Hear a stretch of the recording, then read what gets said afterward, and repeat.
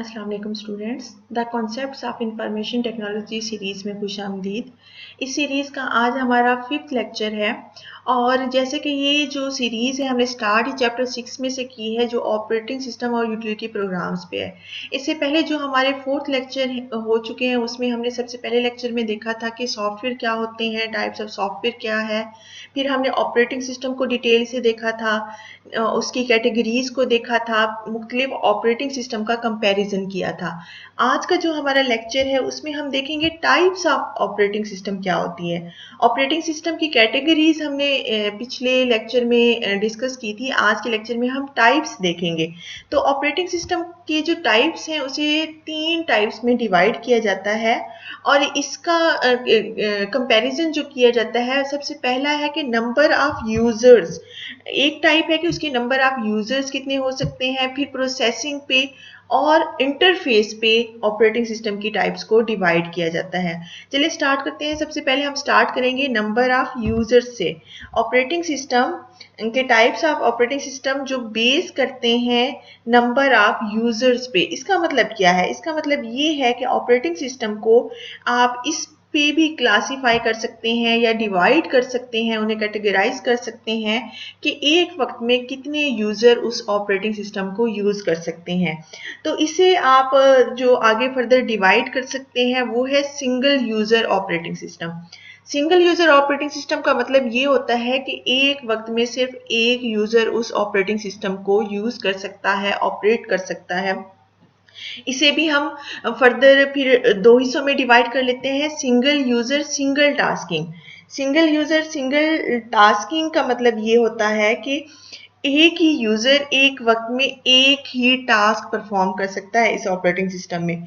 इसकी एग्जांपल है जैसे डॉस है एंड पाम ओएस जो है, ये single user single tasking operating system की एग्जांपल है। फिर है सिंगल यूजर मल्टीटास्किंग। इसका मतलब ये है कि यूजर एक वक्त में एक होगा मगर वो एक से ज्यादा काम कर सकता है। जैसे अगर वो कोई अपनी प्रेजेंटेशन तैयार कर रहा है, साथ साथ म्यूजिक सुन रहा है, कोई गेम भी डाउनलोड हो रही है, तो वो एक वक्त में यूजर तो एक है मगर वो टास्क एक से ज्यादा परफॉर्म कर रहा है। तो सिंगल यूजर ऑपरेटिंग सिस्टम में ये दो कैटेगरीज हैं और इसकी जो माइक्रोसॉफ्ट विंडोज और मैक ओएस जो है वो सिंगल यूजर मल्टीटास्किंग की एग्जांपल है। उसके बाद है मल्टी यूजर ऑपरेटिंग सिस्टम। इसका मतलब ये होता है कि ऐसा ऑपरेटिंग सिस्टम जो एक वक्त में एक से ज्यादा यूजर को अलाउ करे कि वो उसे यूज करें। ये मोस्टली जो होता है, ये नेटवर्क जो ऑपरेटिंग सिस्टम होते हैं, हमने कैटेगरीज देखी थी, तो उसमें मुख्तलिफ यूजर जो हैं एक ही सर्वर जो ऑपरेटिंग सिस्टम है उसके साथ कनेक्टेड होते हैं, जिसे क्लाइंट हम बोल रहे होते हैं, और वो उसके मुख्तलिफ रिसोर्सेज को यूज कर रहे होते हैं। तो इसकी एग्जांपल है यूनिक्स, लिनक्स और विंडोज सर्वर जो हैं वो मल्टी यूजर ऑपरेटिंग सिस्टम की एग्जांपल है। नेक्स्ट जो हमारी टाइप है वो है types of operating system based on processing, कि हमारा कंप्यूटर जो है वो प्रोसेसिंग किस तरह कर रहा है, उसकी मुख्तलिफ टाइप्स होती हैं। वो टाइप्स कौन सी हैं? सबसे पहली आती है बैच प्रोसेसिंग होती है, फिर टाइम शेयरिंग है और रियल टाइम प्रोसेसिंग होती है। बैच प्रोसेसिंग क्या होती है? सबसे पहले हम स्टार्ट यहाँ से करेंगे कि बैच प्रोसेसिंग में क्या करते हैं कि आप जो एक जैसी जॉब्स होती हैं उन्हें आप एक ही वक्त में एग्जीक्यूट करते हैं, उसमें यूजर की कोई इंटरेक्शन नहीं होती।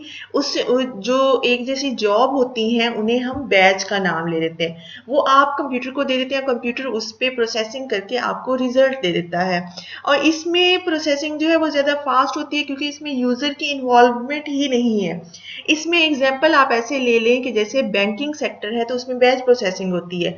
अगर उन्होंने कोई मंथली या एनुअल कोई डिडक्शन करनी होती है तो वो सारे कस्टमर पे अप्लाई कर देते हैं, उसमें यूज़र की कोई इन्वॉल्वमेंट या कोई इनपुट उसमें नहीं होती। तो ये बैच प्रोसेसिंग की एक टाइप है और इसके लिए जो कंप्यूटर यूज होते हैं वो मोस्टली बहुत powerful computer, main frame computer इसमें यूज हो रहे होते हैं।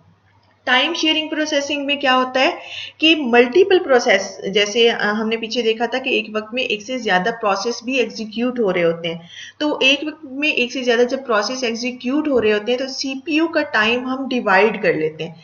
आपने भी देखा होगा कि आप एक वक्त में मुख्तलिफ टास्क परफॉर्म कर रहे होते हैं, अगर सिंगल यूजर भी है तो वो सारे टास्क जो सीपीयू साथ साथ कर रहा होता है तो उनका टाइम डिवाइडेड होता है, टाइम शेयर हो रहा होता है सीपीयू का। और वो इतनी जल्दी और इतनी फास्ट हो रहा होता है कि यूजर को नहीं पता चलता कि कौन से प्रोसेस पे एग्जीक्यूशन हो रही है और कौन से पे नहीं। तो ऐसे ऑपरेटिंग सिस्टम को हम जिसमें टाइम शेयरिंग प्रोसेसिंग होती है, ये भी एक ऑपरेटिंग सिस्टम की टाइप है। उसके बाद है real time processing. Real time processing का ये मतलब होता है कि आपने जो जॉब या प्रोसेस या टास्क आपने सीपीयू को दिया है तो वो विद इन टाइम लाजमी उसकी एग्जीक्यूशन होनी चाहिए, लाजमी उसकी प्रोसेसिंग होनी चाहिए, वरना उसका कोई फायदा नहीं होता।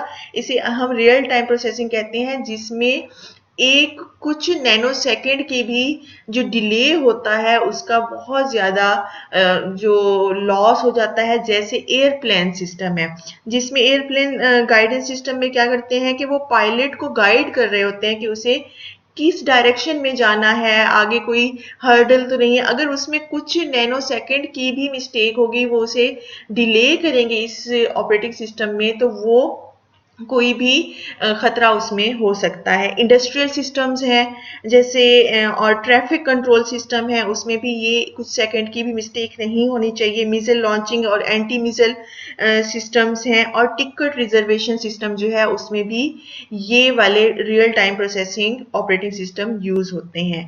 नेक्स्ट जो हमारी लास्ट टाइप है ऑपरेटिंग सिस्टम की, वो बेस करती है इंटरफेस पे, कि इंटरफेस जो ऑपरेटिंग सिस्टम आपको प्रोवाइड कर रहा है उसकी कैटेगरीज क्या है। उसकी तीन कैटेगरीज हैं, कमांड लाइन इंटरफेस है, मेन्यू ड्रिवन इंटरफेस है, और ग्राफिकल यूजर इंटरफेस है। कमांड लाइन को तो हमने थोड़ा जरा पीछे डिस्कस भी कर लिया है। कमांड लाइन इंटरफेस जैसे हमारा डॉस उसकी एग्जांपल थी।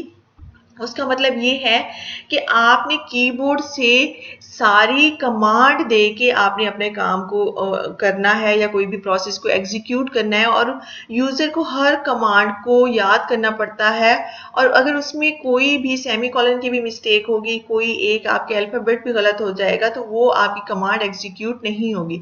तो इसमें प्रोसेसिंग तो फास्ट है, इसमें सिक्योरिटी भी अच्छी है, मगर इसमें इतनी ज्यादा कमांड को याद करना यूजर के लिए बहुत मुश्किल है। इसकी एग्जांपल डॉस और यूनिक्स के कुछ वर्जन है। मेन्यू ड्रिवन इंटरफेस कौन सा होता है, जिसमें आपको मेन्यू प्रोवाइड किए जाते हैं। जैसे आपने देखा होगा कि आप एमएस वर्ड भी यूज करें तो ऊपर मेन्यू होता है कि फाइल को क्लिक करें, आगे ओपन आ जाएगा, फिर आपका न्यू आ जाएगा, सेव एज की आपकी वो जो कमांड है उन्होंने ऑलरेडी उसके अंदर होती है, आपने जस्ट उस मेन्यू में से उसे सिलेक्ट करना होता है। तो इसमें यूजर जो है उसे कोई कमांड को रिमेंबर नहीं करना पड़ता। ग्राफिकल यूजर इंटरफेस कौन सा होता है? ऐसा इंटरफेस, ग्राफिकल यूजर इंटरफेस, जिसमें यूजर जो ऑपरेटिंग सिस्टम से कम्युनिकेट कर रहा होता है उसे ग्राफिकल या विजुअल इन्वायरमेंट होती है, जिसमें विंडोज होते हैं, मेन्यूज होती हैं, आइकन्स होते हैं, पॉइंटर्स होते हैं। आपको मोस्टली उन्हीं में से जस्ट सिलेक्ट करके अपने टास्क को परफॉर्म करना होता है, और मोस्टली जो आपकी सिलेक्शन होती है वो पॉइंटिंग डिवाइस माउस के साथ होती है। तो बहुत ज़्यादा जो पर्सनल कंप्यूटर है उसमें ऑपरेटिंग सिस्टम जो यूज़ होते हैं वो ग्राफिकल यूज़र इंटरफेस होते हैं। ग्राफिकल यूज़र इंटरफेस की एग्जांपल में विंडोज़ है, लिनक्स है, मैक ओएस हैं, जो ग्राफिकल यूज़र इंटरफेस को इस्तेमाल कर रहे होते हैं। और इसके करेक्टरिस्टिक बहुत जो यूजर उसे लाइक करते हैं कि ग्राफिकल इंटरफेस होता है, अट्रैक्टिव होता है, उनके जो कलर होते हैं, साइज होता है, फॉन्ट्स होता है, वो जरा कलरफुल और अट्रैक्टिव होते हैं, तो यूजर उससे ज्यादा अच्छे तरीके से यूज कर रहे होते हैं। और इजी टू लर्न होते हैं, क्योंकि उन्हें आपको कमांड्स वगैरह को कौन से याद करना पड़ता है, और इजी टू यूज भी होते हैं। तो ये आज का हमारा लेक्चर था जिसमें हमने मुख्तलिफ ऑपरेटिंग सिस्टम की टाइप्स को डिस्कस किया है। अगर आपको इसमें कोई कंफ्यूजन है, आपको कोई चीज़ समझ नहीं आई, तो आप मुझसे कमेंट सेक्शन में लाजमी पूछ सकते हैं। Thanks for watching. अल्लाह हाफिज़।